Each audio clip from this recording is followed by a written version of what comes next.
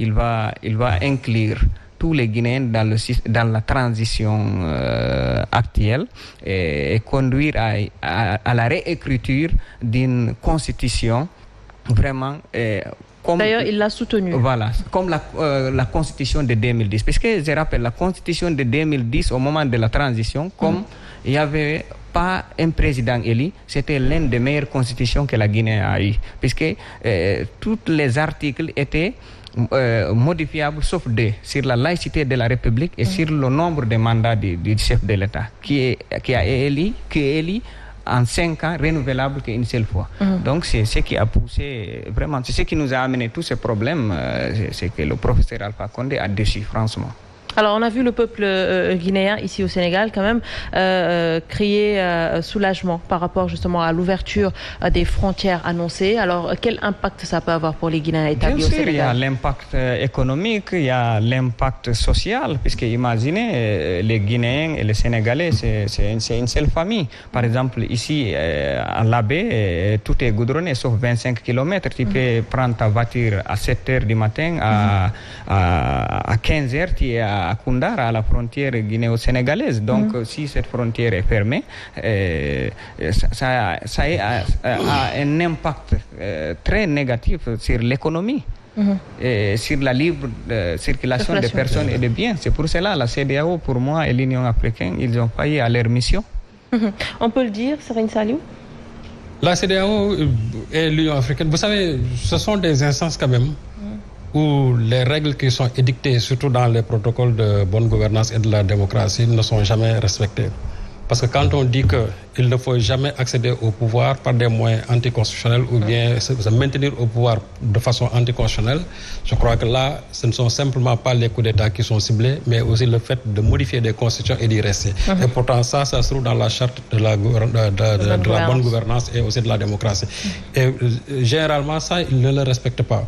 C'est pourquoi je dis qu'il faut une réécriture même de cette charte-là. Parce que dès l'instant qu'au niveau de la CEDEAO, les chefs d'État ne parviennent pas à respecter ça, c'est parce que tout simplement, il y a un problème de fonctionnement même de cette CEDEAO-là. Mais là où je voudrais tout simplement revenir, ça dit sur le cas de la Guinée. Parce que vous savez, aujourd'hui, la Guinée, c'est l'un des pays les plus riches au monde, mais c'est l'un des pays les plus pauvres. Aujourd'hui, la Guinée fait partie des 11 pays les plus pauvres du monde, selon son IDH bien sûr. Mais c'est inadmissible de voir un pays qui a ces potentialités-là au niveau minier, au niveau agricole, au niveau hydrologique, que ce pays-là ne parvient pas à décoller. C'est parce que tout simplement, ces dirigeants quand même ont failli à leur mission. Je donne par exemple l'exemple de la bauxite. Imaginez qu'aujourd'hui, le tiers des réserves mondiales de bauxite se trouve aujourd'hui en Guinée. Aujourd'hui, la Guinée est devenue le deuxième exportateur, producteur de moins de bauxite après l'Australie. Il a même détrôné la Chine à ce niveau-là. 82 millions de tonnes ont été produites l'année dernière. C'est que vous dire qu'il y a d'énormes potentialités aujourd'hui en Guinée. Je ne parle même pas de l'or, du diamant et aussi du fer. Imaginez même aujourd'hui, on parle de la Guinée étant même le château d'eau de l'Afrique. Château d'eau de l'Afrique. Il y a 6 millions de kilomètres carrés qui sont aujourd'hui cultivables là-bas. Il n'y a que 1,5 million de kilomètres qui a été valorisé. Ça veut dire qu'il y a un problème. Et aujourd'hui, la Guinée, par an, importe presque 500 millions de tonnes de produits alimentaires pour un pays qui peut largement s'autosuffire. Si on tient compte bien sûr de son réseau hydrographique et aussi vraiment de ses terres cultivables et aussi qui sont irrigables. Ça veut dire qu'aujourd'hui, la Guinée a besoin vraiment de nouveaux hommes. De nouveaux hommes quand même qui sont conscients du développement même, c'est-à-dire de la Guinée.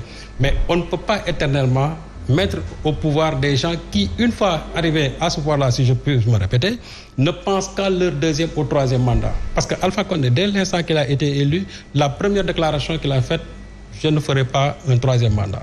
Donc, déjà, il avait ça en perspective. Moi, j'ai peur des présidents qui, une fois élus, commencent à parler tout simplement de mandat. Et je crois que ça a été vraiment la tare d'Alpha Condé.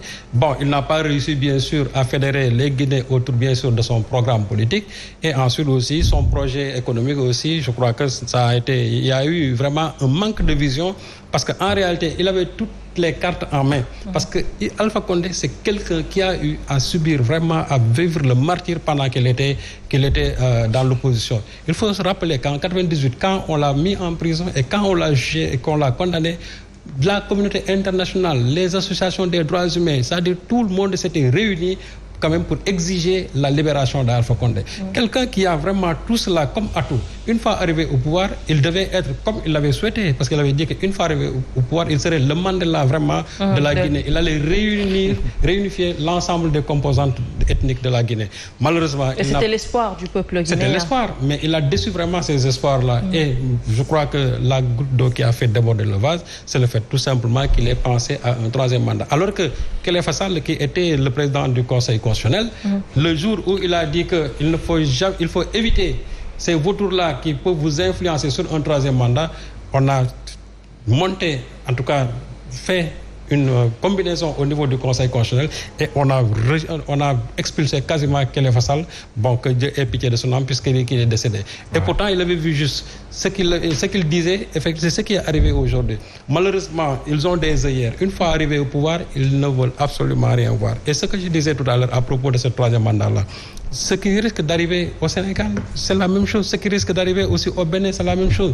Le président Macky Sall, il est aujourd'hui dans une position ambiguë, dit ni oui, ni non. Et je dis que c'est ça, qui non seulement maintient le flou, et c'est ça qui fait que des choses pareilles puissent arriver dans une république où les gens n'y pensent pas. Parce que très souvent, j'entends des gens dire qu'au Sénégal, cela ne peut jamais arriver. Attention, tout peut arriver dans ce pays-là. C'est-à-dire que si on brime, c'est-à-dire si on ne respecte pas les règles démocratiques, tout peut arriver dans ce pays.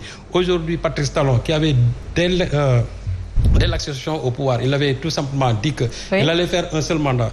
Non seulement il n'a pas fait un seul mandat, mais il s'est arrangé pour faire un deuxième mandat. Et en plus, il a fait de sorte que ces opposants ne puissent même pas participer à des élections législatives ou bien à l'élection présidentielle. Ce qui veut dire qu'il est en train de s'aménager un boulevard éventuellement pour un troisième mandat. C'est pourquoi je dis qu'il y a aujourd'hui des pays qui ne sont pas à l'abri de ces coups d'État-là. C'est-à-dire qu'il faut beaucoup faire attention. Parce qu'à un certain moment, si le seuil du tolérable est franchi, je crois que l'armée aussi, dans sa mission républicaine, a le droit tout simplement de prendre, en tout cas, ses responsabilités, même si ce n'est pas souhaitable. C'est pourquoi je dis que nous, nos dirigeants, ce qu'ils doivent faire, c'est respecter ce qui se trouve dans les textes constitutionnels.